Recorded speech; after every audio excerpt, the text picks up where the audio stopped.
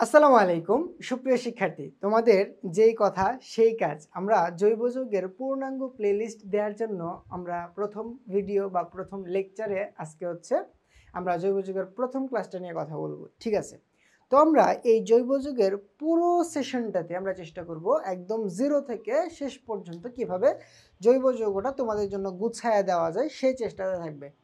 আশা করি এই ক্লাসগুলো করার পরে তোমার এইচএসসি এবং এডমিশনে আর এক্সট্রা করে তোমার জৈব যৌগ নিয়ে প্যারা নিতে হবে না। টোটাল থিওরি লেকচার শেষ করব, তার পাশাপাশি আমাদের কিন্তু বিশ্ববিদ্যালয় ভর্তি পরীক্ষার প্রশ্ন ব্যাংক, তার পাশাপাশি এইচএসসি পরীক্ষার বোর্ড পরীক্ষার প্রশ্ন ব্যাংকগুলো সলভ করার চেষ্টা করব।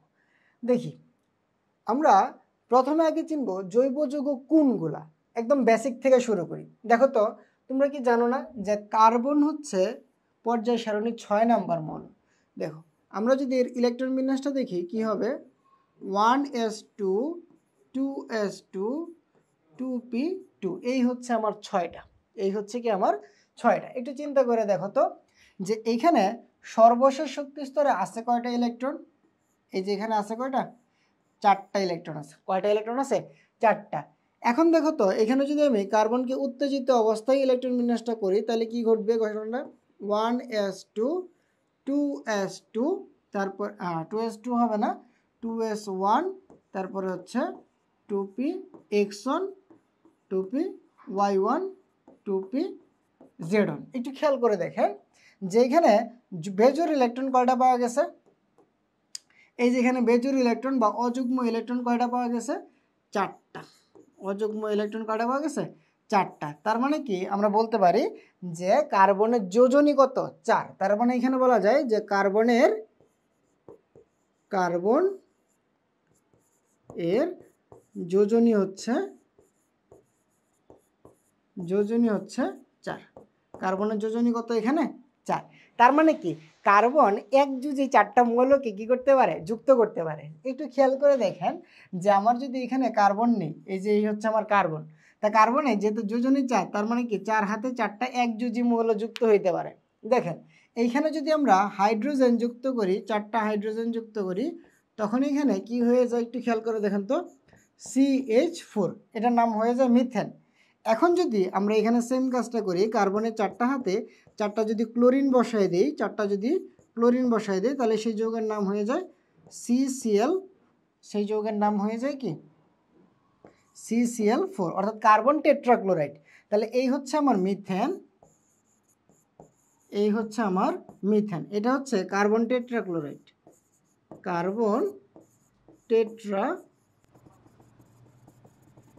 টেট্রাক্লোরাইড, এটা হচ্ছে আমার কার্বন টেট্রাক্লোরাইড। একটু খেয়াল করে দেখেন যে এখানে ঘটনাটা কি ঘটতেছে।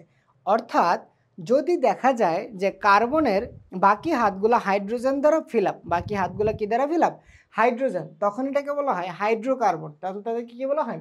হাইড্রোকার্বন। মানে কি কার্বন এবং হাইড্রোজেন এই দুইটা যেখানে থাকবে এদেরকে বলা হয় কি? হাইড্রোকার্বন, HYDRO, এদেরকে বলা হয় হাইড্রোকার্বন। ঠিক আছে, তার মানে কি এখানে বলতে পারি যে CH4 মিথেন হচ্ছে একটা হাইড্রোকার্বন।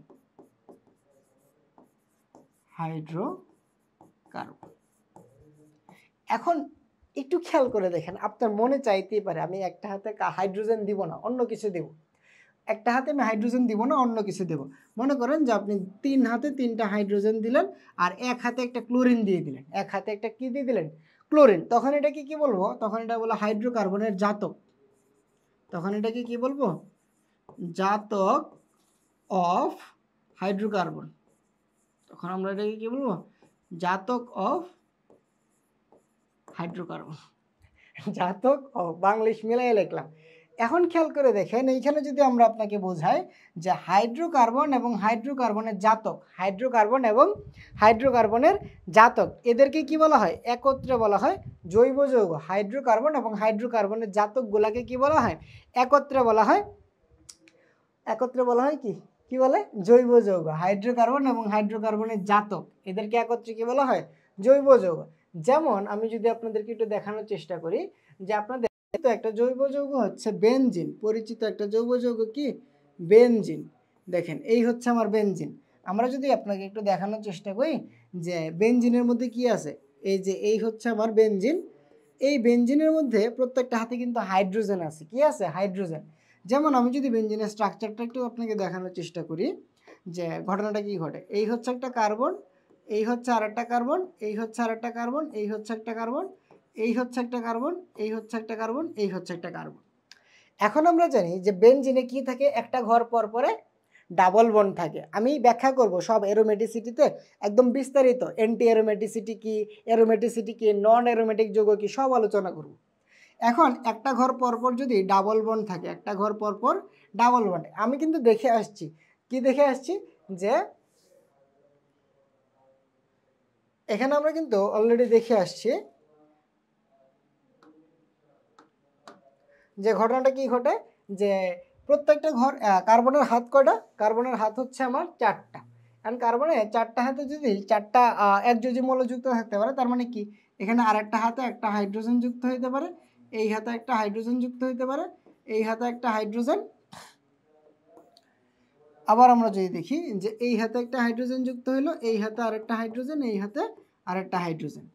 এখন প্রশ্ন হচ্ছে যে আপনার নিষ্পাপ মন চাইতেই পারে যে আমি একটাতে হাইড্রোজেনকে জায়গা দিব না, এখান থেকে হাইড্রোজেনকে আমি কিক করে আউট করে দিব, এখানে একটা ক্লোরিন বসাই দিব।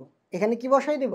ক্লোরিন। একটু খেয়াল করে দেখেন যে আপনি এইটাতে কি বসাই দিলেন, ছিল বেনজিন, এখানে একটা ক্লোরিন বসানোতে কি হয়ে গেছে আমার ক্লোরোবেনজিন, হয়ে গেছে কি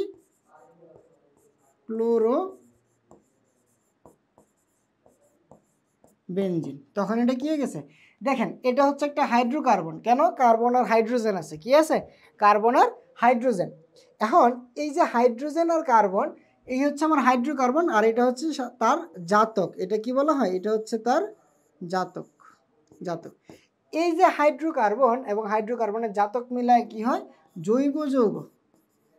এটা মিলায় কি হয়? জৈব যৌগ, বা এটাকে আমরা ইংলিশে অনেক সময় কি বলি? Organic chemistry. Organic chemistry. আচ্ছা, এখন কথা হচ্ছে আপনি কি জানেন যে ওই অর্গানিক কেমিস্ট্রি শব্দটা সর্বপ্রথম কে আবিষ্কার করছিল? যৌগ শব্দটা আবিষ্কার করছিল বিজ্ঞানী বার্জেলিয়াস।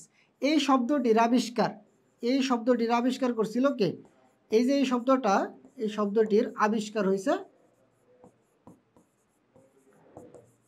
আবিষ্কার করছে বিজ্ঞানী বার্জেলিয়াস। বিজ্ঞানীর নাম কি? বার্জেলিয়াস। তাহলে জৈব যৌগ শব্দটার প্রবর্তন কে করছে? বিজ্ঞানী বার্জেলিয়াস। কত সালে? সেটা হচ্ছে 1807 সালে। কত সালে? বিজ্ঞানীর নাম হচ্ছে বার্জেলিয়াস। এখন কথা হচ্ছে যে জৈব রসায়নের জনককে, জৈব রসায়নের জনক হচ্ছে বিজ্ঞানী ফ্রেডরিক ওহলার। ফ্রেডরিক ওহলার একটু পরে বলবো যে কেন ফ্রেডরিক ওহলার। জৈব রসায়নের জনক হচ্ছে ফ্রেডরিক ওহলার। জৈব রসায়নের জনককে যদি কখনো জিজ্ঞেস করে, জৈব রসায়নের জনক হচ্ছে মানে জৈব রসায়নের যে আবিষ্কারক বলা হয়, আবিষ্কারক না, তাকে মূলত প্রাণ শক্তির মতবাদ ভুল প্রমাণের জন্য হচ্ছে তাকে বলা হয় জৈব রসায়নের জনক। সে হচ্ছে ফ্রেডরিক ওহলার। ফ্রেডরিক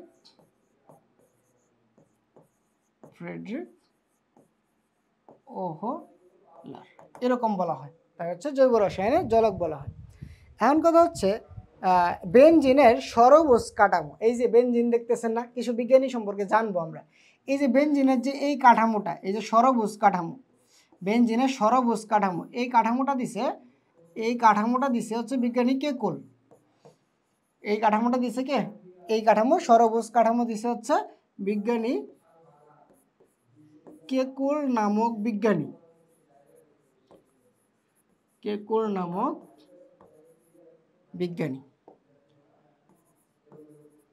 দেখেন আমরা খুব ভেতর থেকে জিনিসপত্রগুলো জানার চেষ্টা করব। কেকুল নামক বিজ্ঞানী কি দিছে? সরবুজ কাঠামো। আমরা কিন্তু জানি যে বেনজিনের সংকেত কিরকম হইতে পারে, C6H6 এরকম হইতে পারে না? বেনজিনের কাঠামো, বেনজিনের স্ট্রাকচার কিরকম হইতে পারে? C6H6ও হইতে পারে, C6H6ও হইতে পারে। কিন্তু সরবুজ কাঠামোটা কে দিছে? সরবুজ কাঠামোটা দিছে হচ্ছে আমার বিজ্ঞানী কেকুল। এখন প্রশ্ন হচ্ছে যে ভাই কার্বন থাকলেই কি তারে কি বলে দিব? জৈব যৌগ বলে দিব? কার্বন থাকলেই তারে কি বলা যাবে না? জৈব যৌগ বলা যাবে না। এরকম বহুত আছে। যেমন ধরো এই যে কার্বন আছে, কার্বন ডাই অক্সাইড, এটা কি জৈব যৌগ? না। ধরো কার্বন মনো অক্সাইড, কার্বন ডাই অক্সাইড এবং কার্বন মনো অক্সাইড, দেখেন কার্বন মনো অক্সাইড, এগুলো কি জৈব যৌগ? না, এগুলো কি অজৈব যৌগ। এগুলো কি ধরনের যৌগ? অজৈব যৌগ। এখন মনে করেন যে আমার কাছে আছে হচ্ছে H2CO3, এটার নাম কি? Carbonic acid. এটা কি? Carbonic acid. এখন এখানে হাইড্রোজেনও আছে, কার্বনও আছে, হাইড্রোজেনও আছে, আবার কি আছে বলেন তো? কার্বনও আছে। আবার যদি আমরা পটাশিয়াম সায়ানাইডের কথা চিন্তা করি, মনে করেন পটাশিয়াম সায়ানাইড, KCN, KCN কি আছে? KCN, পটাশিয়াম সায়ানাইড, এখানে কি আছে বলেন তো? কার্বন আছে। এখানে কি আছে?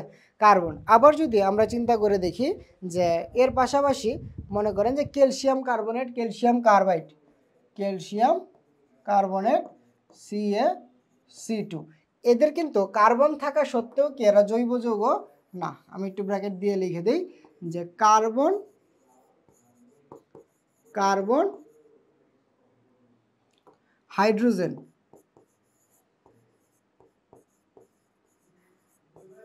কার্বন হাইড্রোজেন থাকা সত্ত্বেও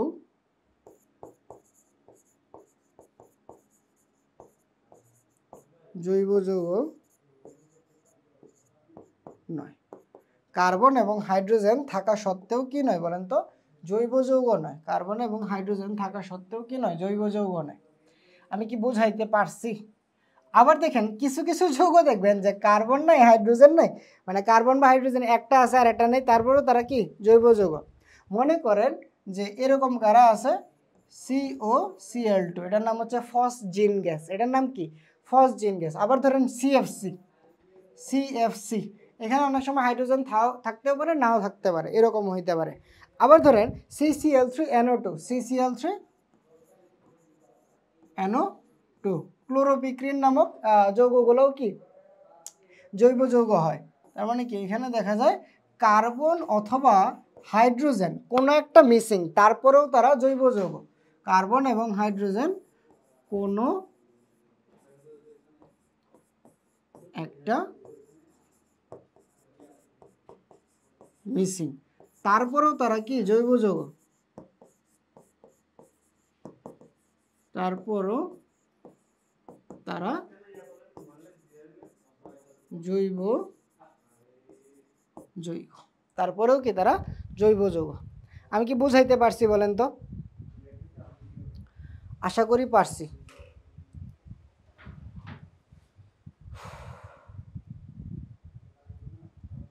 ওকে, দেখা যাক।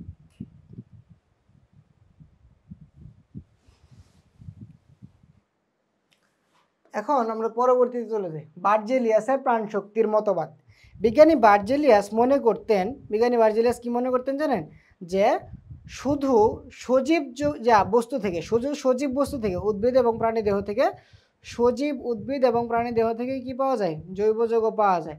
কিন্তু পরবর্তীতে তার মতবাদ ভুল প্রমাণিত হয়েছে। অবশ্য তার এই মতবাদ ভুল প্রমাণিত হওয়ার ক্ষেত্রে যে বিজ্ঞানী প্রথম অবদান রাখছে তার নাম হচ্ছে বিজ্ঞানী ফ্রেডরিক ওহলার বা ভোলার। তার মানে কি বর্জলায় প্রাণশক্তির মতবাদের প্রবক্তাকে? প্রাণশক্তি মতবাদের প্রবক্তা হচ্ছে বিজ্ঞানী বার্জেলিয়াস। প্রাণশক্তির প্রবক্তার মতবাদকে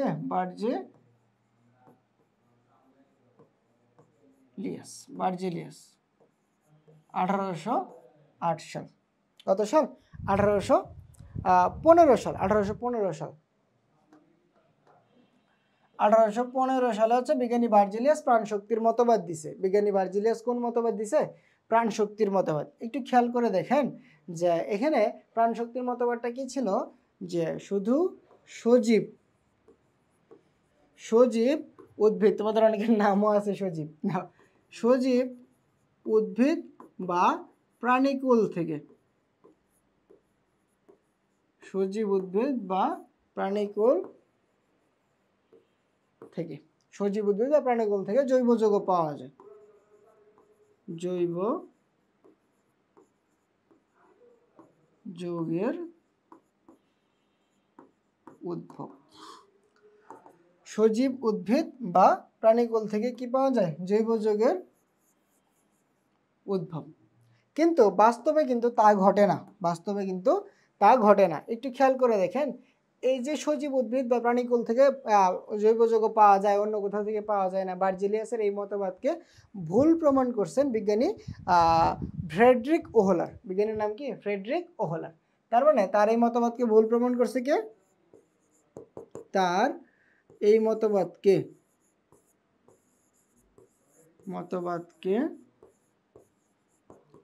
ভুল প্রমাণ করেন। ভুল, দেখো আমার ভুল বানানো ভুল হয়েছে হয়তো। প্রমাণ করেন ফ্রেডরিক ওহলার।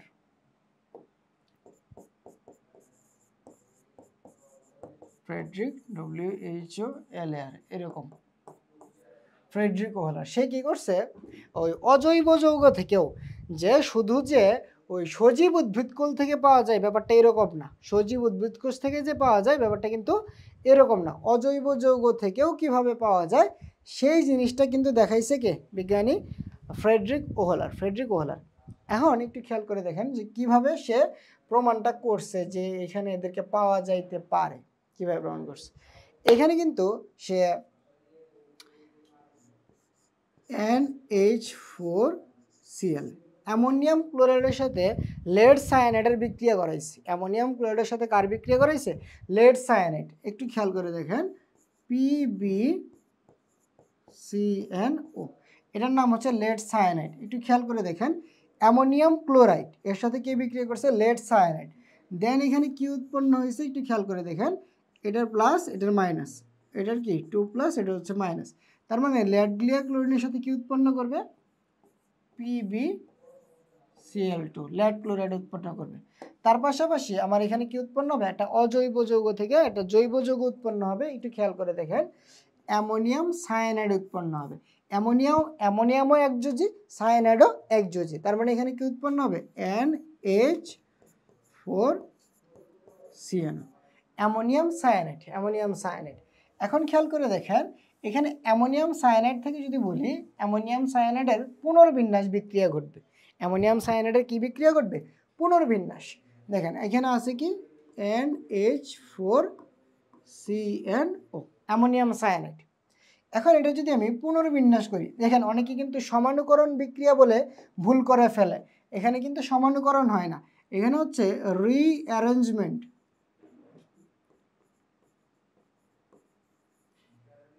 Rearrangement rearrangement. তাহলে এখানে কি উৎপন্ন হবে? অ্যামোনিয়াম সায়ানাইড থেকে উৎপন্ন হবে। একটু খেয়াল করে দেখেন, NH2CO। একটু খেয়াল করে দেখেন, নাইট্রোজেন আছে কয়টা? এই যে এখানে একটা নাইট্রোজেন, এখানে একটা নাইট্রোজেন, এই যে দুইটা নাইট্রোজেন দুই পাশে আছে, দুইটা নাইট্রোজেন কি আছে? দুই পাশে আছে। হাইড্রোজেন কয়টা? চারটা, এখানে দুইটা, এখানে দুইটা, চারটা। তাহলে হাইড্রোজেনও মিশে গেল। আর কি? কার্বন আছে, অক্সিজেন আছে, এই যে CO। একটু খেয়াল করে দেখেন যে আমরা যদি একটু বোঝানোর চেষ্টা করি,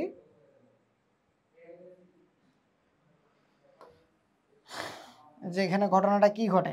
এই যে এখানে উৎপন্ন হয়েছে যৌগটা, এই যৌগটার নাম হচ্ছে ইউরিয়া। যৌগটার নাম কি? ইউরিয়া। এই যে এই যৌগটার নাম হচ্ছে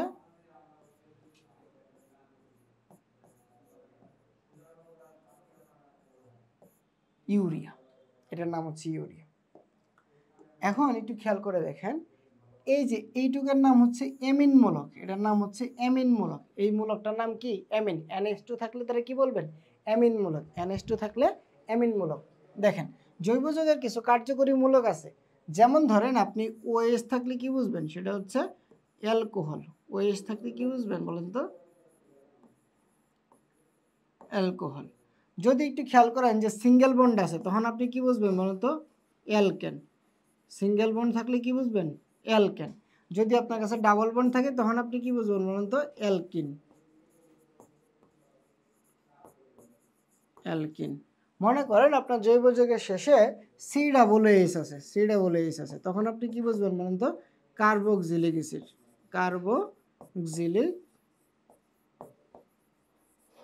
কার্বক্সিলিক অ্যাসিড। ঠিক একইভাবে যদি আপনার কাছে NH2 থাকে, আপনি কি বুঝবেন? অ্যামিন। NH2 থাকলে কি বুঝবেন? এখানে NH2 থাকলে বুঝে নেবেন হচ্ছে অ্যামিন। NH2 থাকলে কি বুঝবেন? অ্যামিন। NH2 থাকলে আপনি বুঝে নেবেন যে এখানে অ্যামিন আছে। NH2 থাকলে কি বুঝবেন? অ্যামিন। এখন আমি আর একটু ভিতরে ঢুকি যে এইটা একটা অ্যামিন, এটা একটা অ্যামিন, অর্থাৎ ডাইঅ্যামিন। অর্থাৎ কি হলো? ডাইঅ্যামিন। একটু খেয়াল করে দেখেন, আমি যদি এখানে আপনারা বোঝানোর চেষ্টা করি যে এই যে অংশটুকু আছে না, এটাকে বলা হয় কিটুনমূলক। এটাকে কি বলা হয়? কিটুনমূলক। এটাকে বলা হয় কিটুন। মানে সিও থাকলে তারা কি বলবেন? এই যে এখানে যদি সিও থাকে তখন আমরা তারে কিটুন বলি। তখন তারে আমরা কি বলি? কিটুন। তাহলে এই যৌগটার যদি আমি অরিজিনালি নামকরণ করি তখন নামকরণটা কি হবে? ডাইঅ্যামিন। এই যে একটা অ্যামিন, এই যে একটা অ্যামিন, ডাইঅ্যামিন, মাঝখানে কি? কিটোন। তাহলে আমরা যদি আইইউপ্যাক মানে একদম ইন্টারন্যাশনাল নামকরণটা যদি করি তখন এদের নামকরণটা আসবে এরকম। কীরকম আসবে? এদের নামকরণটা চলে আসবে এরকম যে ডাইঅ্যামিন কিটোন। ডাইঅ্যামিন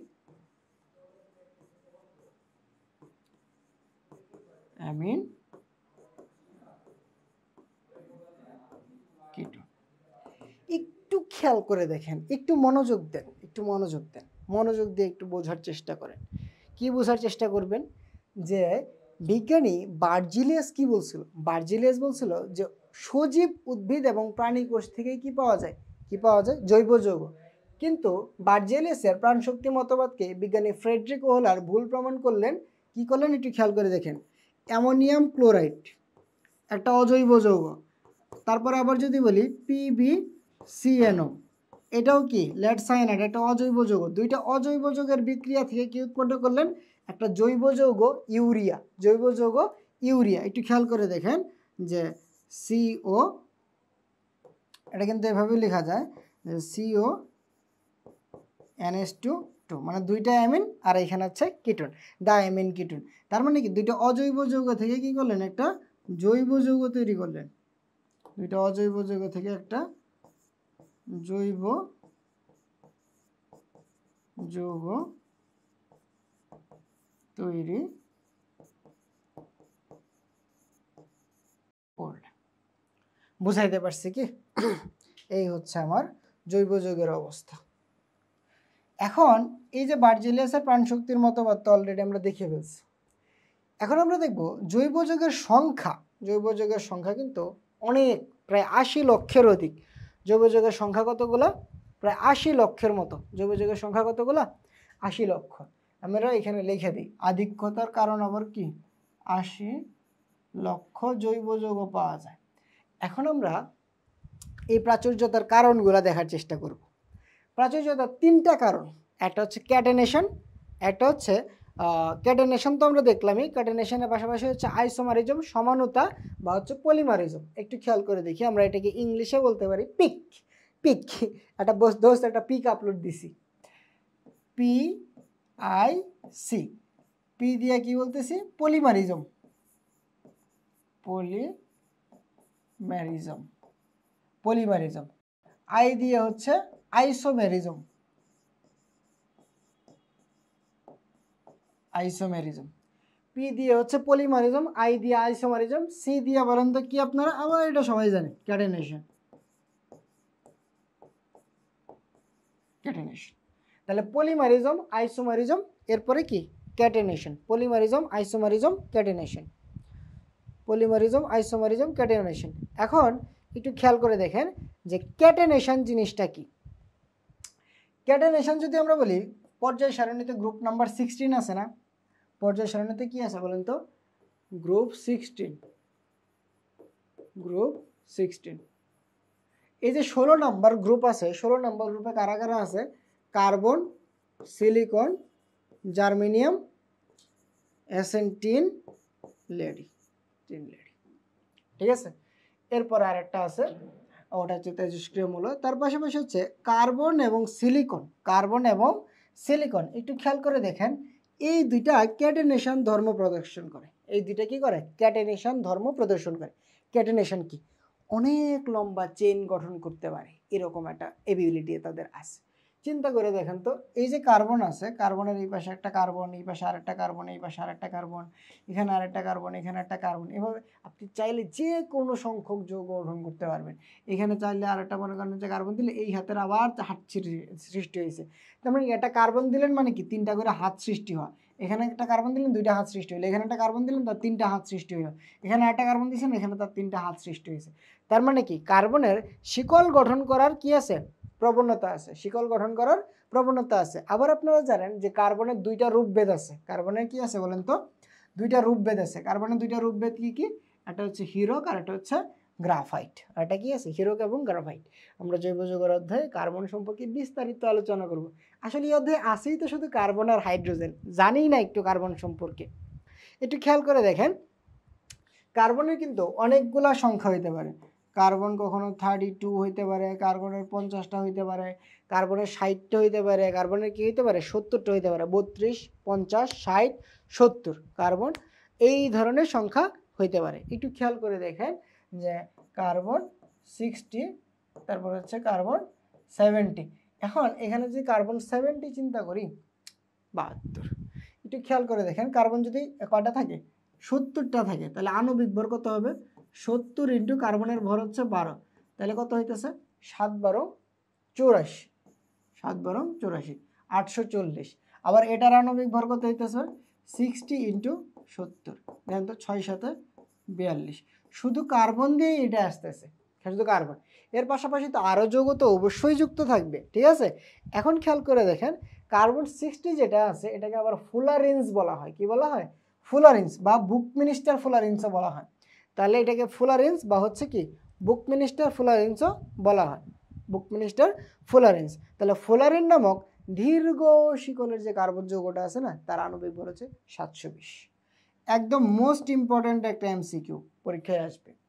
তাহলে ফুলারেন্সের আণবিক ভর কত, ফুলারেন্স যখন দেখবেন কার্বনের সংখ্যা কত হয়ে গেছে 60, তখন এই যৌগটাকে কি বলা হয়, তখন এই যৌগটাকে বলা হয় ফুলারেন্স। ফুলারেন্স এর আণবিক ভর কত,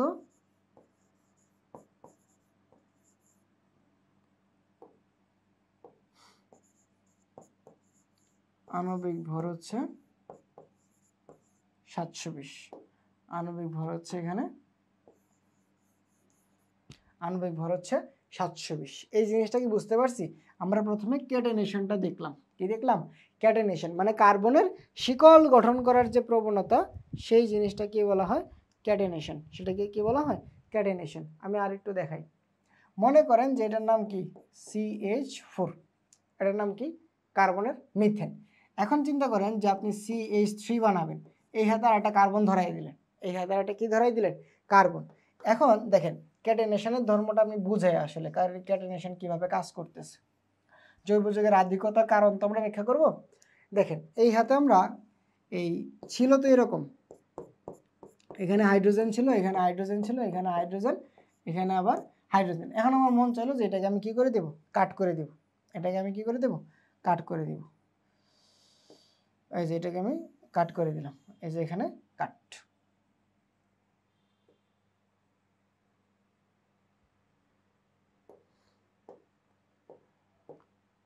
এই যে এখানে যদি আমি কাট করে দিই, যে কি হইলো CH, এখানে CH, এখানে হচ্ছে CH। এখন এটাকে যদি আমি ভ্যানিশ করে দিই, এটাকে ভ্যানিশ করে দিলে এখানে কি থাকলো CH3, এই যে এখানে কি থাকলো CH3। এই হাতে আমি আরেকটা কার্বন ধরাই দিলাম। এখন এই কার্বনেরও কি আছে, 3টা হাত আছে, 3টা হাতে আমি 3টা হাইড্রোজেন ধরাই দিলাম, তখন এই যৌগের নাম হয়ে যায় ইথেন। তখন এই যৌগের নাম কি হয়ে যায়, ইথেন। তখন এই যৌগের নাম কি হয়ে যায়, ইথেন। তাহলে আমার ছিল হচ্ছে কি CH4 দিয়ে মিথেন, CH4 দিয়ে মিথেন। এখন আপনার এটা মনে চাইলো যে ভাইয়া এইখান থেকে একটা হাইড্রোজেন, 3টা হাইড্রোজেন আছে না, আমি 3টা হাইড্রোজেন সরাই 2টা হাইড্রোজেন দিব। কয়টা হাইড্রোজেন দিব, 2টা হাইড্রোজেন দিব। আর একটা হাত দিয়ে এই হাতে একটা কার্বন ধরাই দিব, এই হাতে একটা কার্বন ধরাই দিব, মনে চাইলো। তখন এই হাতের কিন্তু একটা হাত ফিল আপ আর 3টা হাত কিন্তু খালি। 3টা হাতে 3টা হাইড্রোজেন ধরাই দিলেন, খেয়াল করে দেখেন। তখন এই যৌগের নাম কি হয়ে যাবে, তখন এই যৌগের নাম হয়ে যাবে প্রোপেন। তখন এই যৌগের নাম হয়ে যাবে প্রোপেন। তখন এই যৌগের নাম কি হয়ে গেল? Propane.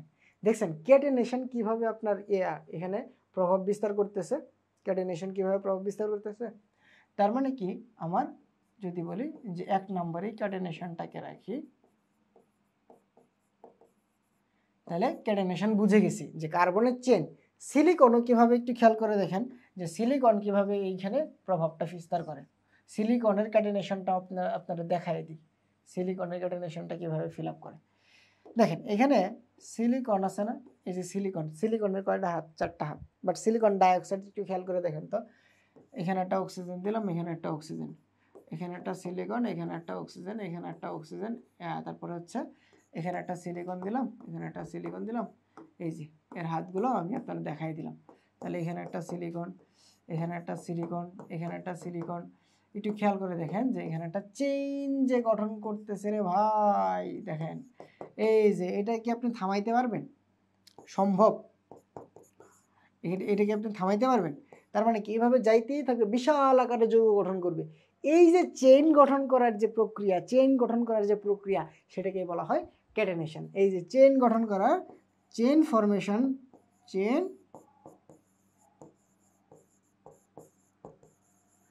Formation ability. Chain formation কি? চেইন ফরমেশন এবিলিটিকে বলা হয় ক্যাটেনেশন। চেইন ফরমেশন এবিলিটিকে বলা হয়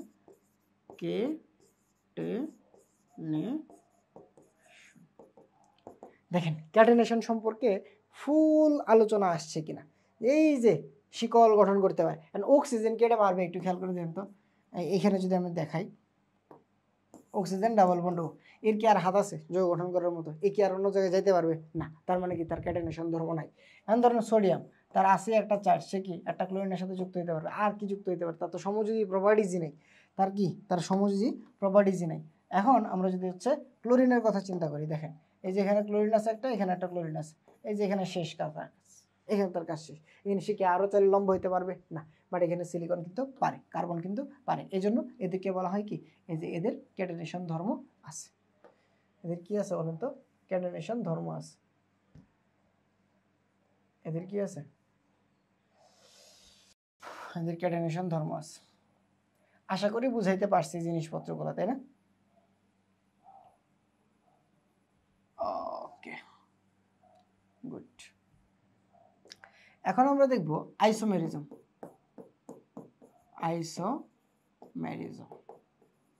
জাস্ট আমরা জিস্ট জিনিসটা এখন বোঝার চেষ্টা করব। আইসোমেরিজমের বিশাল লেকচার আমাদের জন্য রেডি আছে, 2টা ক্লাস লাগবে আইসোমেরিজম শেষ করতে। এখন একটু খেয়াল করে দেখেন আইসোমেরিজম জিনিসটা কি। আইসোমেরিজম হচ্ছে যে 2টা কেমিক্যাল জিনিসপত্র, বা 2টা ভিন্ন, 2টা অবশ্যই ভিন্ন হইতে হবে, বাট এদের molecular formula same. Molecular formula same. Molecular formula কি? সেম।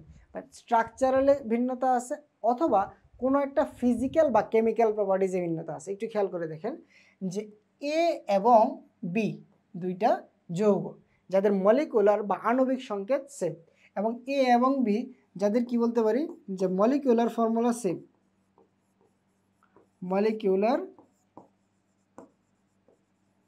ফর্মুলা কি বলেন তো? মলিকিউলার ফর্মুলা হচ্ছে সেম।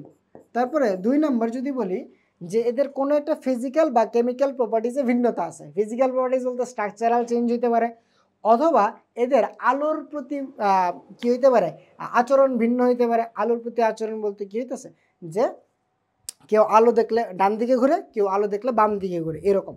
একটু খেয়াল করে দেখেন যে molecular formula same, but any physical or chemical properties different. Physical or chemical মানে কোনো একটা রাসায়নিক ধর্ম তার চেঞ্জ, কোনো একটা ফিজিক্যাল বা কেমিক্যাল প্রপার্টিজ ভিন্নতা আছে। প্রপার্টিজ ডিফারেন্ট, কোনো একটা ফিজিক্যাল বা কেমিক্যাল প্রপার্টিজ ডিফারেন্ট। একটু খেয়াল করে দেখেন, মনে করেন যে আমার কাছে আছে হচ্ছে CH3 CH2 CH3। এই যৌগের নাম কি বলেন তো? এই যৌগের নাম হচ্ছে আমার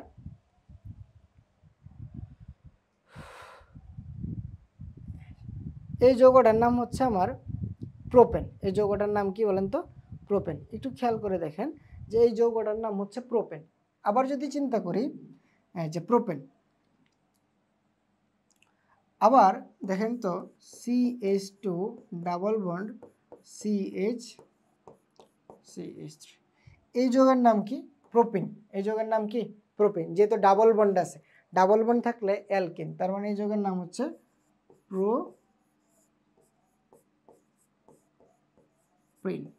প্রোপিন। এবং আমি যদি বলি যে এটার মলিকুলার ফর্মুলা কি, মলিকুলার ফর্মুলাটা হচ্ছে এরকম। কার্বন হচ্ছে 3টা, হাইড্রোজেন আছে কয়টা বলেন তো? 2 আর 1 3, 3 আর 3 6, C3H6। বাট আমি যদি একটু এই যৌগটার দিকে তাকাই, তাহলে এখানে কার্বন কয়টা আছে? 3টা। এবং একটু খেয়াল করে দেখেন যে এই কার্বনের 2টা হাত ফিল আপ, তার মানে কি এক্সট্রা আরও 2টা হাতে 2টা হাইড্রোজেন ধরাইতেই পারি আমি।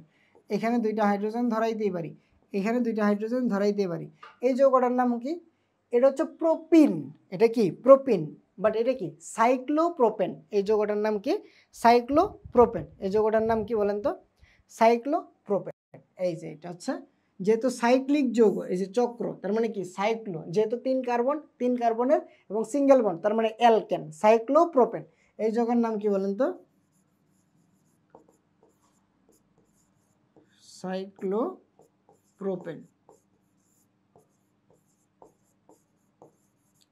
সাইক্লোপ্রোপেন। একটু খেয়াল করে দেখেন যে এখানে ঘটনাটা কি ঘটে।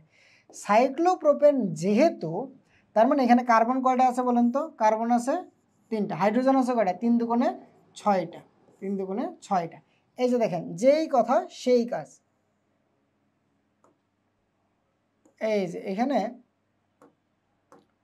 C3H6, এটা কি? C3H6, এটা কি? C3H6। তার মানে কি molecular formula same, but structural difference আছে। স্ট্রাকচারাল ডিফারেন্স মানে কি? এখানে ফিজিক্যাল ডিফারেন্স আছে। ফিজিক্যাল ডিফারেন্স যদি থাকে, একটু খেয়াল করে দেখেন, অবশ্যই এর গলনাঙ্ক, স্ফুটনাঙ্ক, মেল্টিং পয়েন্ট বা বয়েলিং পয়েন্টে অবশ্যই কি আছে? ডিফারেন্ট আছে। মেল্টিং পয়েন্ট বা বয়েলিং পয়েন্টে অবশ্যই কি আছে? ডিফারেন্ট আছে।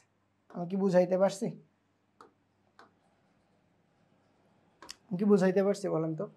এখন আমরা যদি আরও 2-একটা উদাহরণ দেখার চেষ্টা করি, মনে করেন যে অ্যালকোহল এবং ইথারের মধ্যেও সমানতা দেখা যায়। অ্যালকোহল আর ইথার, যেমন ধরেন আমার কাছে আছে হচ্ছে এখানে CH3 CH2OH, এটা হচ্ছে আমার একটা অ্যালকোহল। আবার যদি বলি ইথার, CH3OCH3, এখন এটা হচ্ছে ইথারের সংকেত। আমি যদি একটু আপনাদেরকে সহজ করে বলার চেষ্টা করি যে শেষে OH থাকলে অ্যালকোহল, এটা আপনি জানেন, এটা সবাই জানে, শেষে অ্যালকোহল। এখন যদি অক্সিজেনের 2 পাশে 2টা অ্যালকাইল মূলক থাকে, অ্যালকাইল মূলক সম্পর্কে আমি বিস্তারিত আলোচনা করব। এই যে এই পাশে একটা অ্যালকাইল মূলক থাকে, এই পাশে একটা অ্যালকাইল মূলক। অল্প করে একটু বলেই দিই। মনে করেন আমার কাছে আছে হচ্ছে কি? মিথেন। কি আছে? মিথেন। এইখান থেকে যদি আমি একটা হাইড্রোজেন অপসারণ করে ফেলি, তাহলে থাকে কি? CH3 এবং একটা হাত খালি থাকে। তাহলে মিথেন থেকে একটা হাইড্রোজেন সরাই গেলে এইখানে যে মূলকটা পাওয়া যায়, এটাকে বলা হয় মিথাইল মূলক। কি মূলক? মিথাইল মূলক। এটাকে বলা হয় মিথাইল মূলক। এটাকে কি বলে? মিথাইল মূলক। এখন আমি যদি বলি যে অ্যালকেন থেকে, কি থেকে? অ্যালকেন থেকে, একটু খেয়াল করে দেখেন যে অ্যালকেনের স্বাভাবিক সংকেত কি? CnH2n+2। এখন এইখান থেকে যদি একটা হাইড্রোজেন কি করে নেওয়া হয়? একটা হাইড্রোজেন সরায় নেওয়া হয়। একটা হাইড্রোজেন কি করা হয়? সরায় নেওয়া হয়। একটু খেয়াল করে দেখেন, তাহলে এখান থেকে কি পাওয়া যাবে? CnH2n+1। এই যে অ্যালকেন থেকে যদি আমরা একটা হাইড্রোজেন সরায় নেই, তখন যে মূলকটা পাওয়া যায় সেটাই হচ্ছে অ্যালকাইল মূলক।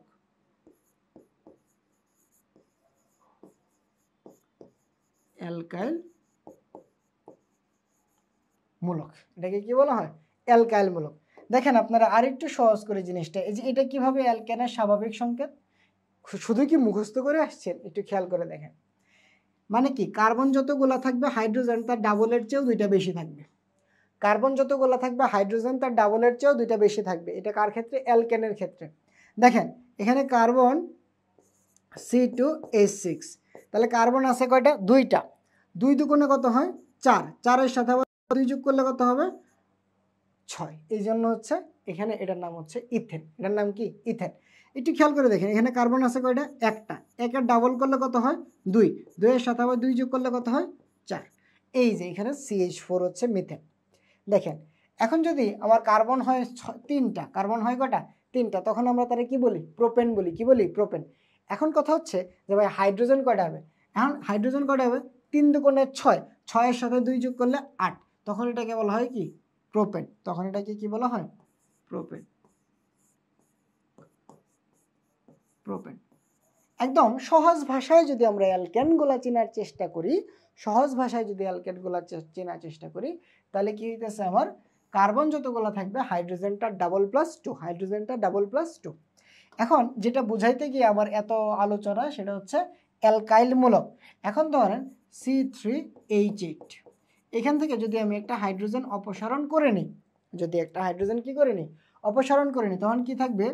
C3H7। এখন এটা হচ্ছে প্রোপেন। এটা কি? প্রোপেন। বা এখন এইটার নাম হয়ে যাবে প্রোপাইল। এটার নাম কি? প্রোপাইল। প্রোপেন থেকে প্রোপাইল। প্রোপেন থেকে কি? প্রোপাইল। অ্যালকেন থেকে অ্যালকাইল, বিউটেন থেকে বিউটাইল, ইথেন থেকে ইথাইল, তারপরে মিথেন থেকে মিথাইল, ইথেন থেকে ইথাইল, আইল আইল আইল। এই যে ক্ষেতের আইল চিনেন না? ক্ষেতের আইল, এই হচ্ছে সেই আইল, অ্যালকাইলের আইল। আশা করি বুঝতে পারছি। এরকম দুইটা অ্যালকাইল মূলক যদি অক্সিজেনের দুই পাশে যুক্ত থাকে, তখন এটাকে বলা হয় মিথেন। তখন এটা কি বলে? তখন এটা বলা হয় ইথার। তখন এটা কি বলে? এবং অ্যালকাইল মূলকগুলোর সাধারণ সংকেত হচ্ছে আর। অ্যালকাইল মূলকগুলোর সাধারণ সংকেত হচ্ছে আর। সাধারণ সংকেত কি? এই যে এটা হচ্ছে অ্যালকাইল মূলকের সাধারণ সংকেত। এটা হচ্ছে অ্যালকাইল মূলকের সাধারণ সংকেত। সাধারণ সংকেতটা কি বলেন তো? সাধারণ সংকেতটা হচ্ছে আর। এখন এই যে এই ইথার আছে, তখন এটা কি বলা হয়? এই যে এইটা একটা মিথাইল, এটা একটা মিথাইল, তার মানে কি? ডাইমিথাইল। Dimethyl ether. তাহলে এই যৌগের নাম কি হইতেছে? Dimethyl ether. Dimethyl ether. এই যৌগের নাম কি হইতেছে? Dimethyl ether. আর এটার নাম কি? Ethyl alcohol. Ethyl alcohol. এই যে এখান থেকে কি হয়েছে বলেন তো? একটু খেয়াল করে দেখেন, একটু তো বোঝাই আসছে। তাহলে এটার নাম কি হবে? ইথাইল। ইথেন থেকে ইথাইল। দেখেন আমার কি ছিল? CH3 মানে কি? ইথেন। এখান থেকে যদি একটা হাইড্রোজেন অপসারণ করে নিই, তাহলে এখানে একটা হাইড্রোজেন কমে গিয়ে কি হয়ে যাবে? CH3CH2। এই যে ইথেন থেকে কি হয়ে গেছে? ইথাইল। ইথেন থেকে কি হয়ে গেছে? ইথাইল। তাহলে এই যৌগটার নাম, এই অংশটুকুর নাম ইথাইল। Ethyl ethyl. আর ইথাইল থেকে কি হবে বলেন তো? Ethyl alcohol. ইথাইল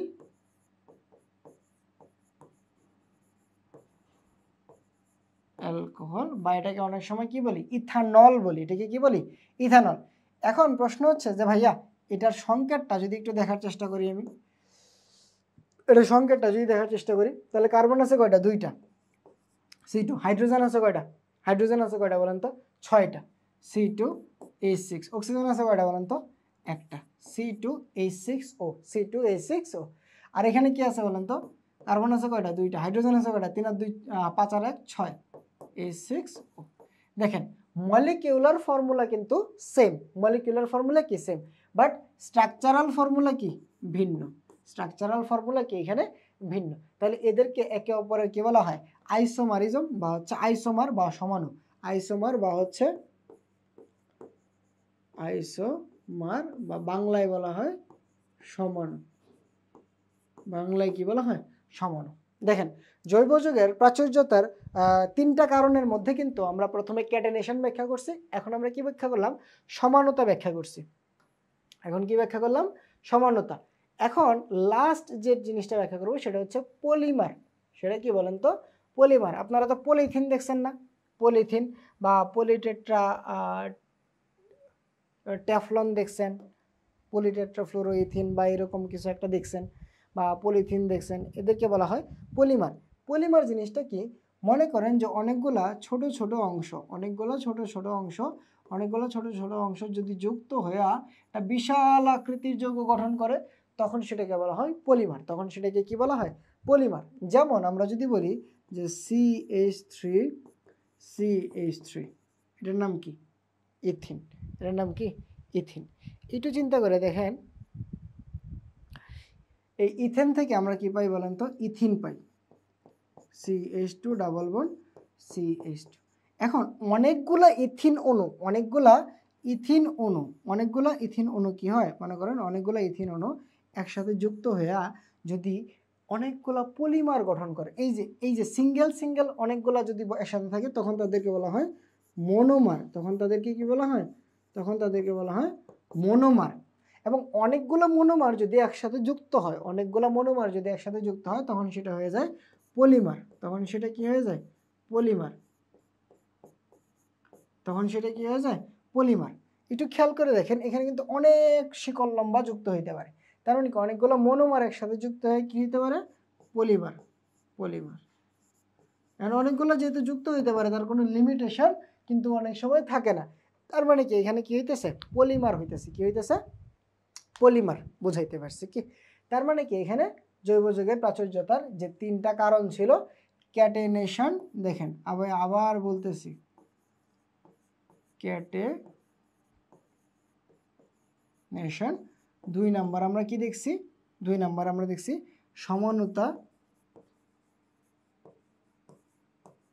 সমানতা দেখছি।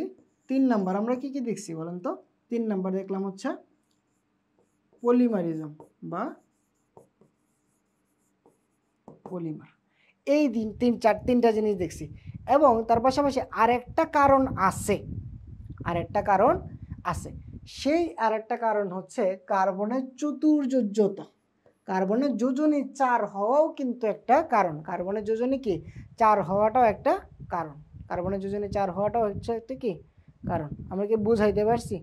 এই জিনিসটা কি আমরা পারবো বলেন তো? পারবো কিনা বলেন তো? অবশ্যই পারবো, আমাকে পারতেই হবে। দেখেন, তার মানে কি? কার্বনের চতুর্যোজ্যতা হচ্ছে একটা কারণ। এটা অনেক বইয়ে লেখা নাই, তাহলে এখানে